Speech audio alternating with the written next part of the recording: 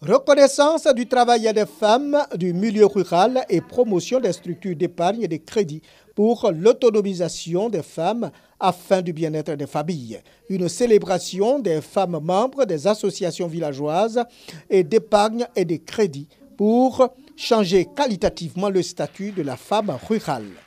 Mais lorsque avec est venu, vraiment, elles même prennent la charge. Je ne demande pas 5 francs à leur mari. Selon les chiffres de l'INS, en 2014, les femmes représentent 48,3% de la population, dont 30% en milieu rural. Ces femmes éprouvent d'énormes difficultés à accéder au crédit. La lutte des organisations de la société civile et des ONG est l'autonomisation des femmes comme l'un des leviers pour rendre plus dynamique le bien-être des ménages. D'être inspirées et encouragées à continuer pour que demain elles deviennent des femmes autonomes qui contribuent de façon visible à l'économie de cette nation. Une femme autonome, c'est une famille qui est prise en charge. Ce n'est que pour réaffirmer mon engagement aux côtés des femmes rurales pour leur autonomisation.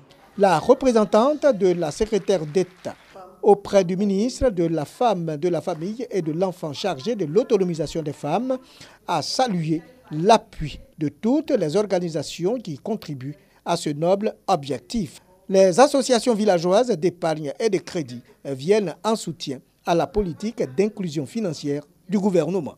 Dans le domaine de la cacaoculture, les femmes possèdent 25% des plantations de cacao et représentent 68% de la main-d'œuvre, mais ne gagnent que 21% des revenus générés. C'est pourquoi je voudrais féliciter Solidaridad, qui est sur le terrain depuis 2015 pour accompagner les femmes en vue du bien-être des ménages et du développement communautaire. Plusieurs communications ont été faites sur l'alphabétisation, la gestion financière, les partenariats et l'accès au foncier rural.